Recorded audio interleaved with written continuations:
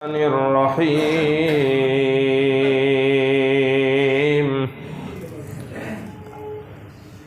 والذين إذا فعلوا فاحشة أو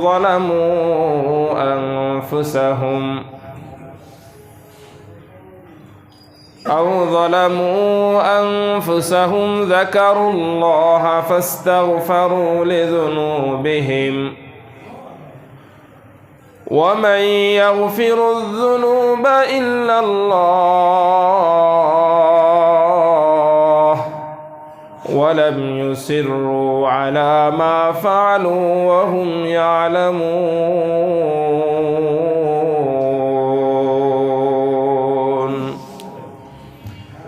آمنت بالله صدق الله مولانا العظيم وصدق رسوله النبي الكريم ونحن على ذلك لمن الشاهدين والشاكرين والذاكرين والحمد لله رب العالمين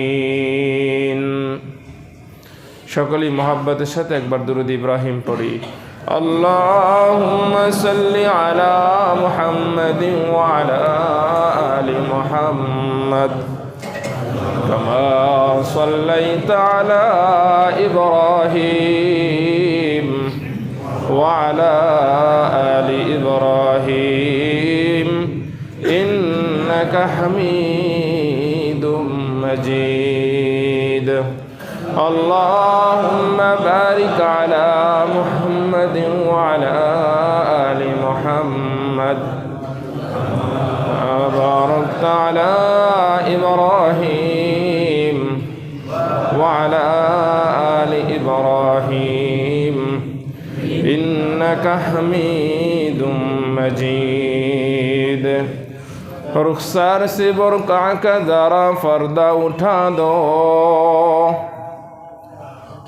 رخسار سے برقع کا ذرا پردہ اٹھا دو للہ مجھے حسن خدا داد دکھا دو للہ مجھے حسن خدا داد دکھا دو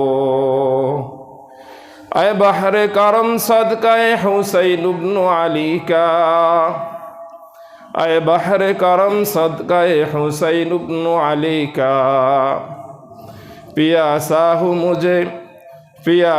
ہوں مجھے شربت دیدار پلا دو پیاسا ہوں مجھے شربت دیدار پلا دو میں دور ہو مجبور ہو اے سید عالم میں دور ہو مجبور ہو اے سید عالم دیدار دکھاتے نہیں آواز سنا دو دیدار دکھاتے نہیں آواز سنا دو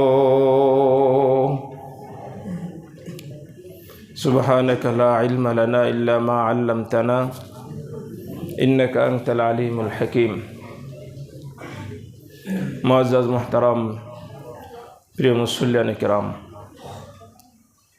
মহান আল্লাহ রব্বুল আলামিনের দরবারে অসংখ্য অগণিত শুকর যে মহান মালিক আমাদের সকলকেই এই রজব মাসের দ্বিতীয় জুমায় রমজানকে সামনে রেখে আল্লাহ রব্বুল আলামিনের পক্ষ থেকে আজকের এই দিনের অন্যতম গুরুত্বপূর্ণ ইবাদত জুমার নামাজ আদায়ের উদ্দেশ্যে দুনিয়ার জমিনের সবচাইতে পবিত্র স্থান আল্লাহর ঘর আল্লাহর ঘরে যথাসময়ে হাজির হওয়ার তৌফিক দান করেছেন আমরা সুযোগ লাভ করেছি এজন্য রব্বে কারীমের দরবারে শুকরগুজার হই কালিমাত শুকর জবানে পড়ি আলহামদুলিল্লাহ সম্মানিত হাজিরিন রমজানকে সামনে রেখে প্রতিটা জুমায় এমন কিছু আলোচনা হওয়া চাই যেগুলো আমাদের রমজানের বেশি উপকারিত হব রমজানে কাজে আসবে যে আলোচনার মধ্যে দিয়ে আমরা একটু হলেও উপকৃত হব রমজান মুখী ইবাদতের জন্য। সেই মর্মে আমি পবিত্র কোরআন কারীমের সূরা আল ইমরানের 135 নম্বর আয়াতটি তেলাওয়াত করেছি। যে আয়াতটি কোরআন কারীমের ৪র্থ পারার ৬ষ্ঠ নম্বর পৃষ্ঠার মাঝামাঝিতে আছে। মুহতারাম হাজরিন, রমজানের প্রস্তুতি স্বরূপ আমরা সুন্নত একটি দোয়া সবসময় পড়ে আসতেছি। যেদিন থেকে রজবের চাঁদ দেখেছিলাম সেদিন থেকেই আমরা দোয়া স্টার্ট করেছিলাম। আল্লাহুম্মা বারিক লানা ফি রজবা ওয়া শাবান ওয়া বাল্লিগনা রমাজান। পারি তো দোয়াটি? সবাই পারি? আমরা বলি আমার সাথে, আল্লাহুম্মা বারিক লানা ফি রজবা ওয়া শাবান ওয়া বাল্লিগনা রমাদান। আল্লাহুম্মা বারিক লানা ফি রজবা ওয়া শাবান ওয়া বাল্লিগনা রমাদান। শুনেন, এখানে বসলে অনেক চেহারা দেখা যায়। এই যে পড়লাম, অনেকের মুখ বন্ধ ছিল। আমি দেখেছি বেশ কিছু মানুষের মুখ বন্ধ। বলেন, মাহরুম বিভিন্ন কারণে হয়, এর মধ্যে এইটা একটা। যা দোয়াটা পড়লাম, এই দোয়াটা কে পড়েছিলেন বলেন তো? জনাবে মুহাম্মদুর রাসূলুল্লাহ সাল্লাল্লাহু আলাইহি ওয়াসাল্লাম পড়েছেন। ওনার মুখ থেকে উচ্চারিত একমাত্র আমল রমজানের আগে রজব মাসে যেটা পাওয়া যায় বিশুদ্ধ বর্ণনায়, সেটা হলো শুধু এই দোয়াটা। এটা বরকতের নিয়তে আমরা পড়তেছি, আর কিছু মাহরুম বান্দা আছে এখানেও চুপ আছে। নেক আমল মুখ দিয়ে বের হয় না, নবীজির নাম শুনলে দুরূদ শরীফ মুখ দিয়ে বের হয় না। এরা মাহরুম, আরবিতে বলে মাহরুম, বাংলা এদেরকে বলা হয় নেক আমল থেকে এরা বঞ্চিত, আল্লাহর রহমত থেকে এরা বঞ্চিত। আল্লাহর ঘরেও এসে আল্লাহর রহমত থেকে বঞ্চিত কারা হতে পারে বলেন? এজন্য ভাই, এই ধরনের কাজ না করি। যেখানেই নবীজির নাম শুনব, যেখানে একটু দোয়ার কথা শুনব, যেখানে একটি ভালো আমলের কথা শুনব, ইস্তেগফারের কথা শুনব, সুন্নতের কোনো আমলের কথা শুনব, সাথে সাথে ওই আমলের মধ্যে নিজে জড়িয়ে যাব। জীবনে আর হয়তো কারো পড়ার সুযোগ নাও হতে পারে, এখান থেকে বের হওয়ার আগেই আমাদের ইন্তেকাল হয়ে যেতে পারে। সর্বশেষ দোয়াটা যদি হয় আমার এটা, আল্লাহুম্মা বারিক লানা ফি রজব ওয়া শাবান ওয়া বাল্লিগনা রমাজান। তাতে ক্ষতি কি? এর মাঝে যদি আমার আর দুনিয়ার কোনো কথা বলা হলো না, আমার যদি ইন্তেকালের আগে হয়ে যায়, তাহলে আমার সর্বশেষ জবান থেকে যে শব্দটা বের হলো, এটা হলো নবীজির জবানে যে শব্দটা বের হয়েছিল, একটা সুন্নত দোয়া পড়তে পড়তে আমি দুনিয়া থেকে বিদায় নিয়ে গেছি। হতে পারে কি পারে না? আল্লাহু আকবার। কত মানুষ জুমার নামাজ পড়ছে, বাসা যেতে পারে না, তার আগে শেষ। কত মানুষ এরকম হাজারো নাজির, হাজারো উদাহরণ আছে। এজন্য ভাই, আমাদের আকাবির, আমাদের বুজুর্গানে দিনের আমল এখনও দেখবেন জিন্দা বুজুর্গ। এখনও বলি, বাইতুল মোকাররমের খতিব মুফতি আব্দুল মালিক হাফিজাহুল্লাহ, উনি যখনই যেখানে যান, যদি দুনিয়াবি কোনো কথা বলেন, ওই শেষে একটু কথা বলে ফেলেন, লা ইলাহা ইল্লাল্লাহু মুহাম্মাদুর রাসূলুল্লাহ। উনি এটা বলেন, হাদিস পড়াচ্ছেন তো ফাঁকে ফাঁকে কালেমা পড়তেছেন, কোনো কথা বলতেছেন দুনিয়াবি কোনো মজলিসে, কোনো প্রোগ্রামে, সর্বশেষ কথা এটা বলে উঠে যান। মানে আমার শেষ কথা যেন এটা হয়, আমার ইন্তেকালের আগের সর্বশেষ মুহূর্তের কথাটা যেন কালিমা হয়। কি হয়? ওনারা এত বড় বুজুর্গ, ওনারা বুঝেন নাই, আমরা বুঝেছি। আমাদের অবস্থা এত খারাপ, আমরা হেডফোন, ইয়ারফোন কানে দিতে দিতে মরি, গান শুনতে শুনতে মারা যাই, নর্তকীর ড্যান্স দেখতে দেখতে মারা যাই, এশার নামাজ পড়ি নাই, রাত্রেবেলা টিভি সিনেমা দেখে ঘুমাইছি, তো সকালে আগে মরে আসি। আমাদের অবস্থা এরকম। সকালবেলা বের হয়েছি, হেডফোন একটা কানে দিতে দিতে গেছি অফিসে, অ্যাক্সিডেন্ট করে আমি মারা গেছি। আমার সর্বশেষ কানের মধ্যে আওয়াজ ছিল কি? নায়কের গান, নায়িকার গান। এরকম হয় কি হয় না বলেন? এগুলো সাক্ষ্য কে আছে? মানুষের বডিও আছে। এই একটা কথা বলতে গিয়ে কতগুলো কথা আমার বলতে হইল, সময়টা নষ্ট করলেন। এজন্য ভাই দোয়াটা বেশি বেশি পড়তে হয়, বেশি বেশি পড়ব। এই রজব মাসের একমাত্র সুন্নত আমল হলো এই দোয়া। এছাড়া বিশুদ্ধ বর্ণনায় রজব মাসে অন্তত কোনো আমল পাওয়া যায় না। মুহতারাম হাজিরিন, বলতে চাচ্ছিলাম এটা, আজকে যে আয়াত তেলাওয়াত করেছি আয়াতের সাথে সংশ্লিষ্টতা রমজানের আছে। দেখেন আমাদের রমজানের রোজার মধ্যে রমজানের রোজাও রাখি, সাথে সাথে আমরা অনেক গুনাহও করি।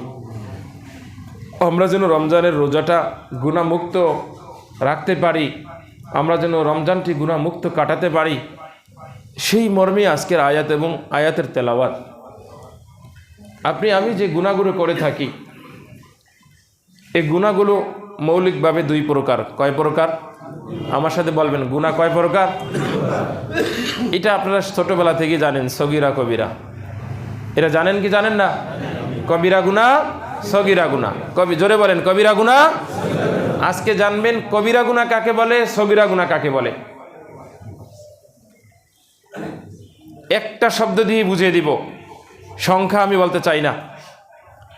কবিরা গুনাহ বলা হয় এমন নাফরমানিকে, এমন গুনাহকে যেগুলোর ব্যাপারে সরাসরি কোরআন এবং হাদিসে শাস্তির বিধান ঘোষণা করা হয়েছে, এরকম কাজ করা হলো কবিরা গুনাহ। কি বলেছি? যে গুনাহের শাস্তি কোরআন এবং হাদিসে স্পষ্ট বর্ণিত আছে, এমন গুনাহ এর নাম হলো কবিরা।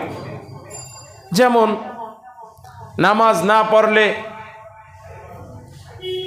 জাহান্নামে কত বছর জ্বলতে হবে, হাদিস দ্বারা প্রমাণিত। সুদ খাইলে সুদখোরের অবস্থা কি, হাদিস দ্বারা প্রমাণিত। ঘুষখোরের হাদিস দ্বারা প্রমাণিত। মিথ্যা কথা বলা হাদিস দ্বারা প্রমাণিত। মিথ্যা সাক্ষী দিলে শাস্তি হাদিস দ্বারা প্রমাণিত। জিনা ব্যভিচার করলে কোরআন দ্বারা প্রমাণিত। ওজনে কম দিলে কোরআন দ্বারা প্রমাণিত। এইরকম আত্মীয়তার সম্পর্ক নষ্ট করা, বাবা মার নাফরমানি করা, শিরক করা, বেদাত করা, এই প্রতিটা কাজের শাস্তি কোরআন অথবা সুন্নাহ দ্বারা প্রমাণিত। এমন প্রতিটা গুনার নাম হলো কবিরা গুনাহ। কথা ক্লিয়ার?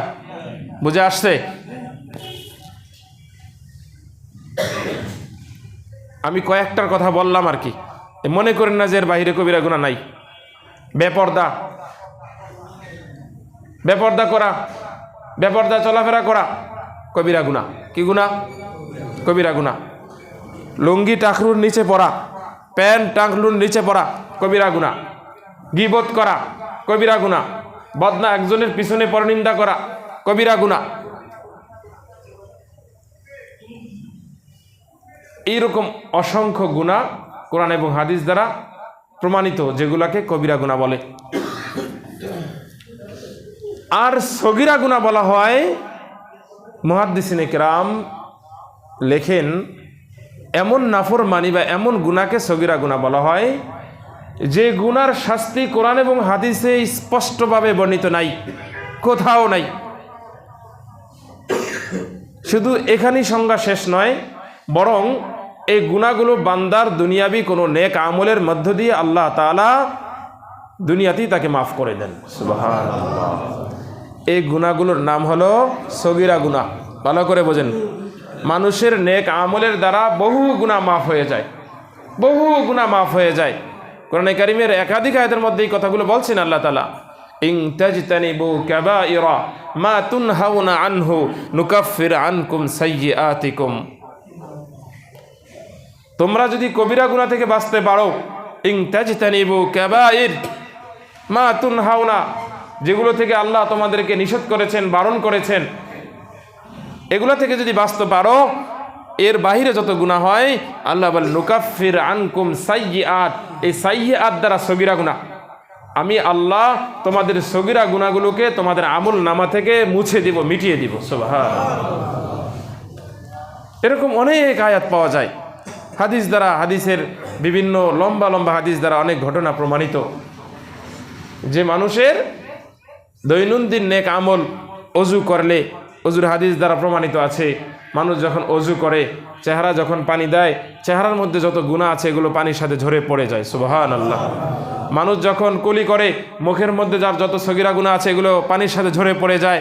মানুষ যখন হাত ধোয়, হাত ধোয়ার সাথে সাথে এমনকি মুহাদ্দিসিনে কেরাম লেখেন যে তার নখের চিপায় যদি কোনো সগীরা গুনাহ লুকিয়ে থাকে তো অজুর পানির মাধ্যমে ওই গুনাহগুলো ঝরে পড়ে যায়। সুবহানাল্লাহ।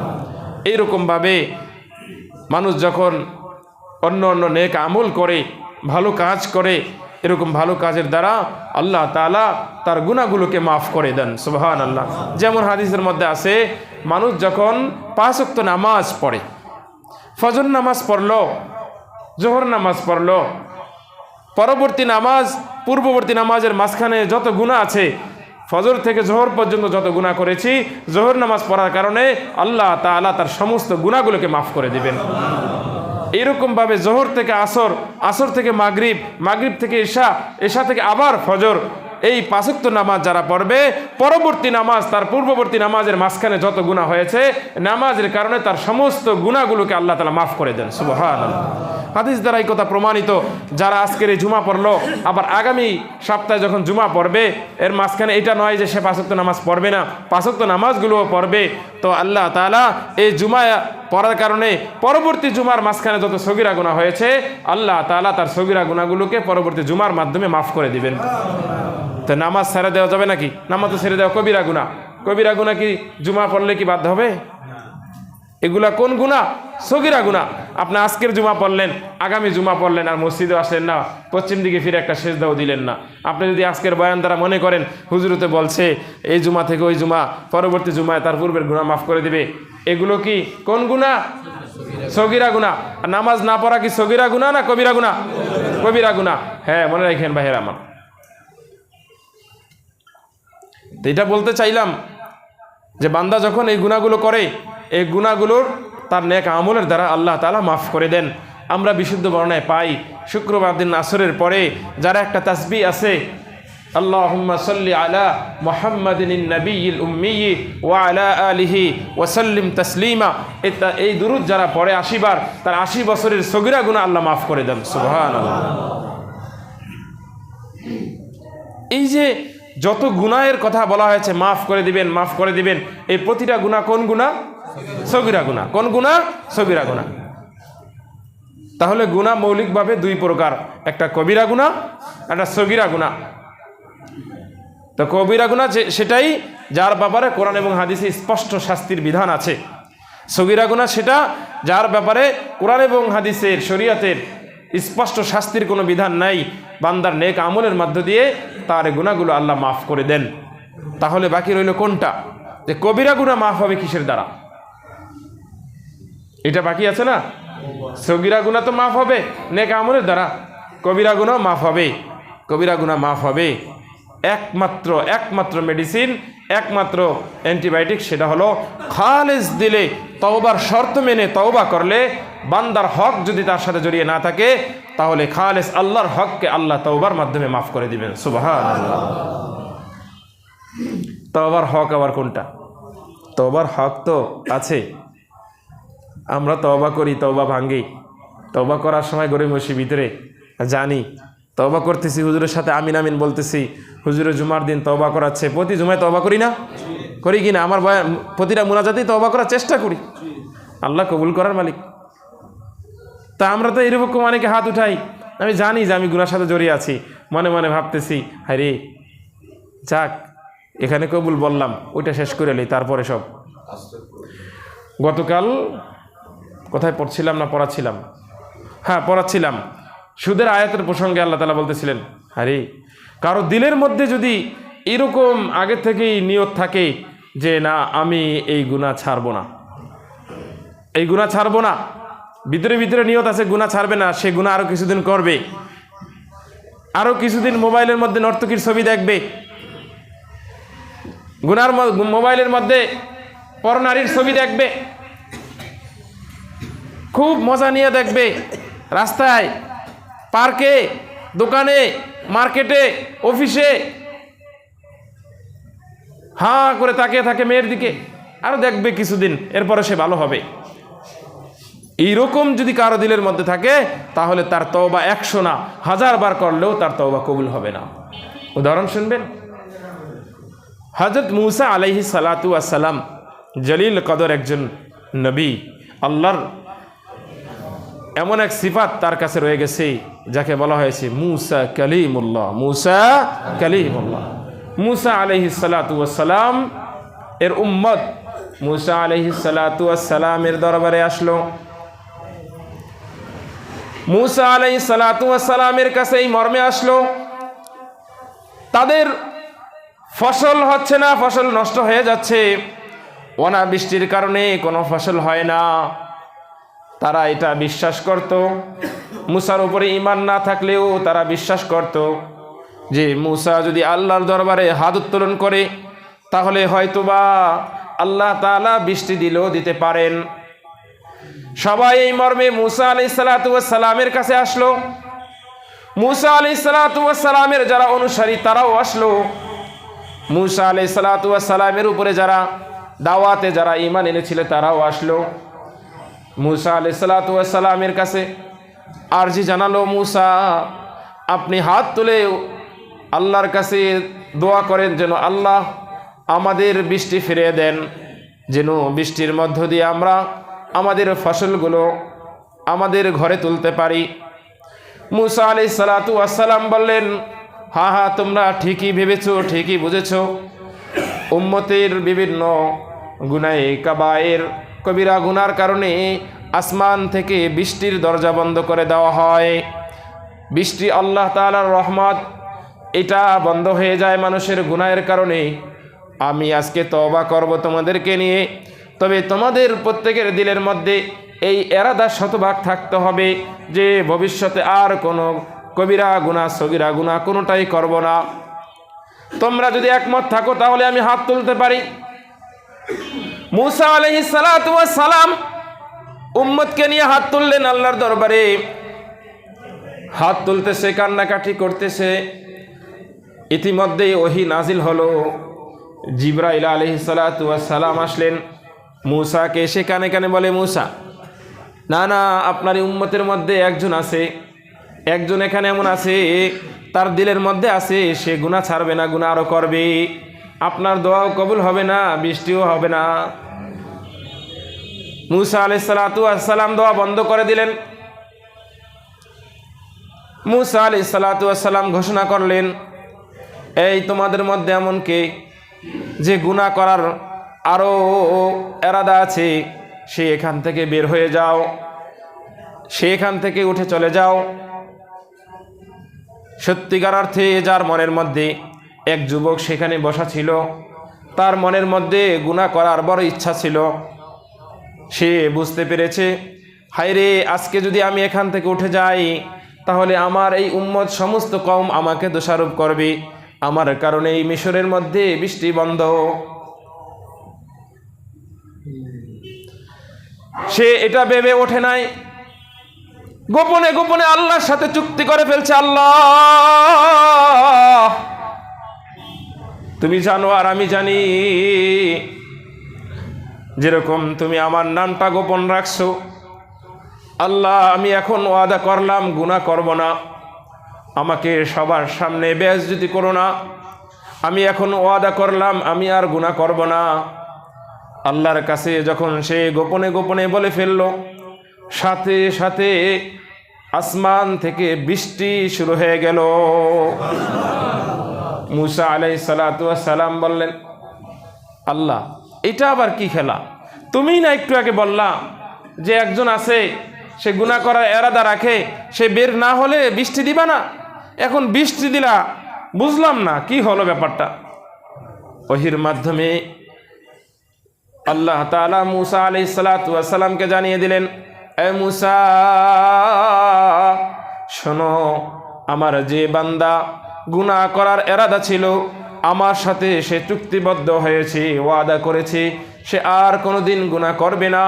যেহেতু সে আমার সাথে গোপনে ওয়াদা করেছে, আমি তার নাম গোপনই রাখলাম, তার ওয়াদা কবুল করে আমি তোমার দোয়ার বরকতে বৃষ্টি দিয়ে দিলাম। তাহলে বলেন আজকে জুমার দিন দোয়া করি, ভাইরা আমার, জুমার দিন দোয়া করি, প্রত্যেকের দিলের মধ্যে যদি এইরকম শতভাগ স্পষ্ট এরাদা না থাকে যে আমরা আর গুনাহ করব না, তাহলে দোয়া কবুল হবে? জোরে বলেন, দোয়া কবুল হবে? দোয়া কবুল হবে না। আজকে নবীজি আলাইহিস সালাতু ওয়াস সালাম এই কথা বলছেন, এই কথা বলছেন, হ্যাঁ তোমরা দোয়া করবা, এমন এক সময় আসবে তোমাদের দোয়া কবুল হবে না, তোমাদের দোয়া কবুল হবে না। আমার তো মনে হয় সেই দিন খুব বেশি দূরে না, সেটাই শুরু হয়ে গেছে। মানুষ দোয়া করে, দোয়া কবুল হয় না। এজন্য আমার কারণে যেন পুরো একটা উম্মাহ বঞ্চিত না হয়। হাজারো মানুষ জুমার নামাজে কত ধরনের ভিতরে কত কষ্ট নিয়ে আসে যে আজকে সবার সাথে একটু হাত তুলবো, হুজুরের সাথে হাত তুলবো। কিন্তু যুবক, তোমার মনের মধ্যে যদি এই এরাদা থাকে তুমি আরও কিছুদিন গুনাহ করবা, আরও কিছুদিন বাঁচবা, এই ধরনের এরাদার কারণে যদি আল্লাহ দোয়া কবুল না করেন, তাহলে তুমি সকলের জন্য দোষী হলা, সকলের ভাগ্যের জন্য তুমি দায়ী হলা, সকলকে তুমি বঞ্চিত করলা। এই জন্য তো বলতেছিলাম যে গুনাহ দুই প্রকার, এর মধ্যে সগীরা গুনাহ তো আল্লাহ তাআলা বান্দার নেক আমলের মধ্য দিয়ে মাফ করে দিবেন, আর কবিরা গুনার জন্য তওবার শর্ত মেনে খালেস দিলে তওবা করতে হবে। যদি তওবা করা যায় তাহলেই কেবল আল্লাহ তাআলা মানুষের এই কবিরা গুনাহ, যদি সেটা বান্দা রিলেটেড না হয়, বান্দার হক রিলেটেড না হয়, যদি একমাত্র আল্লাহর হকের ব্যাপার হয়, আল্লাহ তাআলা মাফ করে দিবেন। এজন্য রমজান সামনে আসতেছে, আমাদের অবস্থা তো এরকম ভাইরা, আমরা রমজানও যেরকম, রমজানের বাহিরও একই রকম, আমরা গুনাহ ছাড়তে পারতেছি না। আমাদের রমজানের রোজা সুন্দর না হওয়ার পিছনে সবচাইতে বড় অন্তরায় হলো আমাদের গুনাহ। আমি আজকে পড়তেছিলাম যে নেক আমল কাকে বলে। ভাইরা খুব ভালো করে শোনেন, একজন যদি জিজ্ঞাসা করি নেক আমল কাকে বলে, আমি জানি না বলতে পারবেন কিনা। নেক আমল কাকে বলে যদি জিজ্ঞাসা করি, কেউ বলবেন নামাজ পড়া, রোজা রাখা, হজ করা, যাকাত দেওয়া, সত্য কথা বলা, এগুলোই তো বলবেন। নেক আমল কাকে বলে? কোরআনের মধ্যে যত জায়গায় জান্নাতের কথা বলা হয়েছে, সব জায়গায় আমালে সালেহার কথা বলা হয়েছে, সব জায়গায় আমালে সালেহের কথা বলা হয়েছে। আমালে সালেহ কাকে বলে? আল আমালুস সালেহ এর সংজ্ঞা কি? আমলে সালেহ এর সংজ্ঞা এটা নয় যে শুধু নামাজ পড়া, জামা জুব্বা গায়ে দেওয়া, মাথায় টুপি দেওয়া, লম্বা লম্বা পোশাক পরা, এটার নামই আমলে সালেহ নয়। আজকে আমাদের অবস্থা আমরা নিজেরাই চিন্তা করে বের করতে পারবো যে আমি আমলে সালেহ করতেছি কিনা। আমলে সালেহার সংজ্ঞা হলো, ছোট্ট করে বলতেছি, কোরআনের মধ্যে আল্লাহ তাআলা যে কথাটা বলছেন, আল আমরু বিল মারুফ ওয়ান নাহয়ু আনিল মুনকার, এটা হলো আমালুস সালেহের একদম সুন্দর ডেফিনেশন।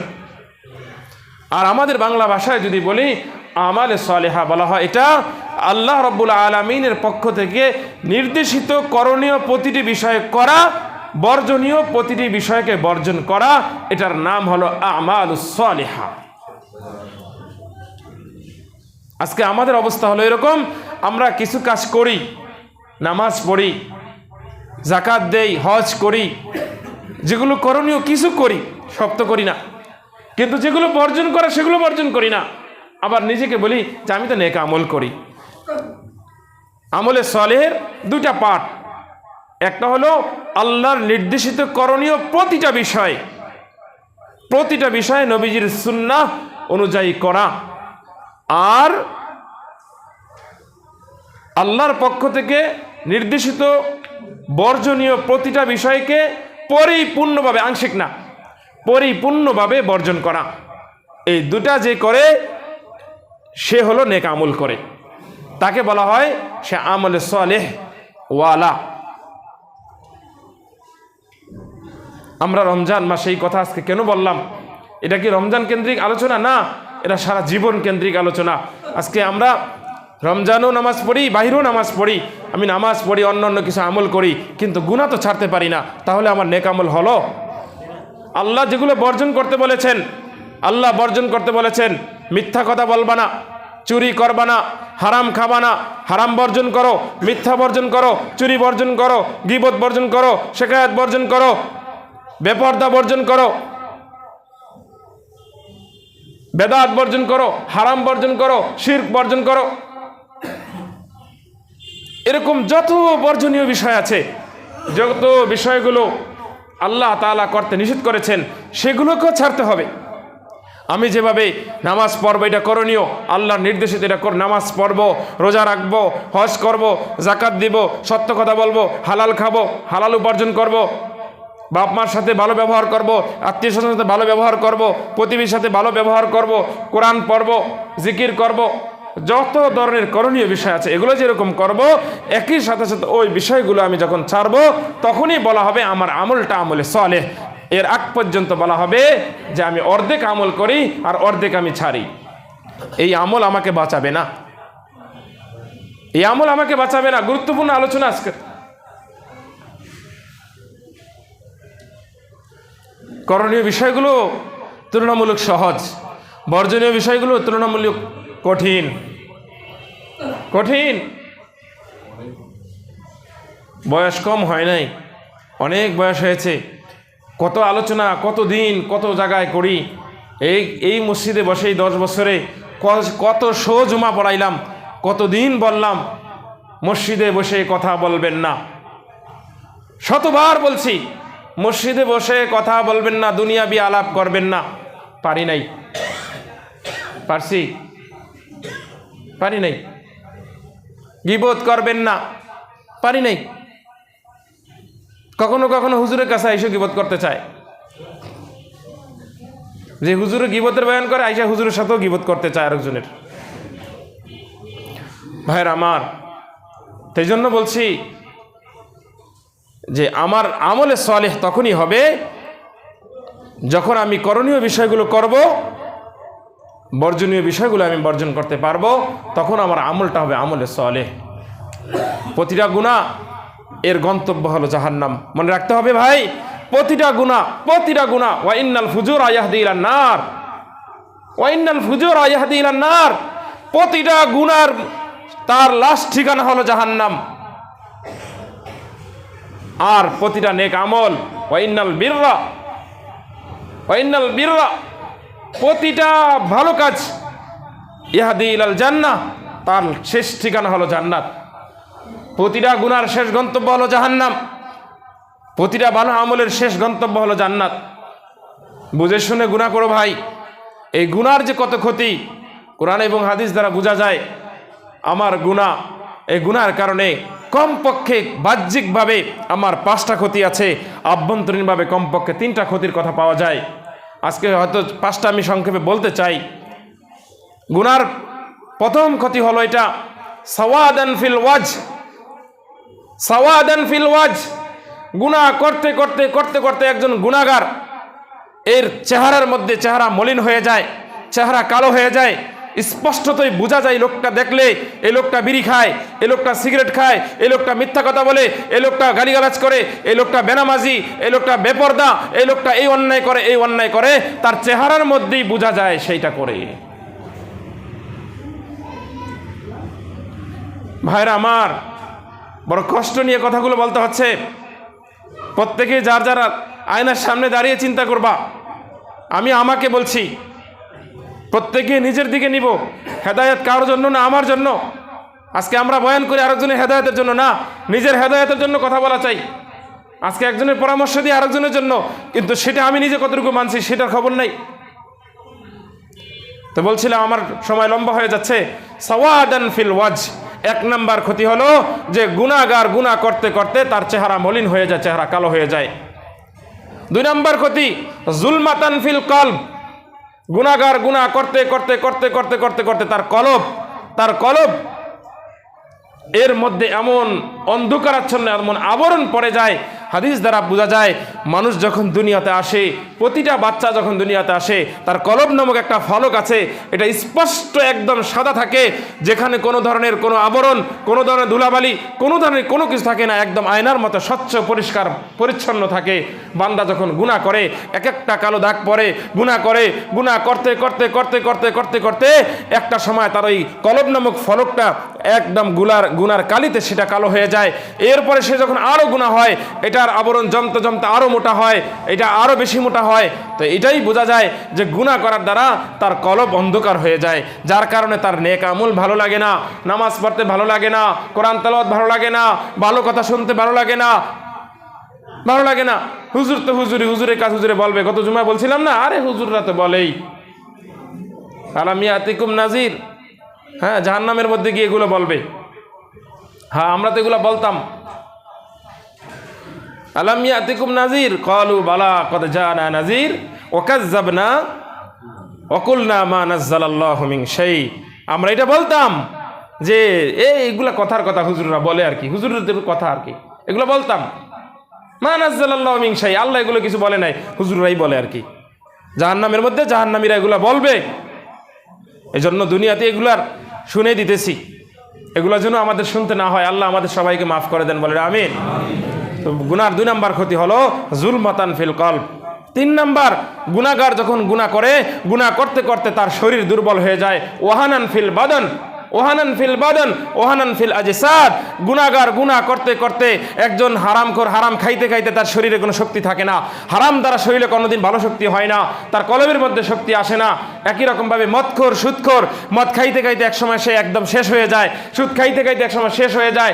বাবা বলে যে বাবা একটু বুড়া বয়সে আমার ঝকটা একটু এনে দেন, আর ধরো তোমারটা তুমি এনে নাও, আমি পারতেছি না, আমার শরীর ভালো লাগে না, এরকম আছে কি নাই?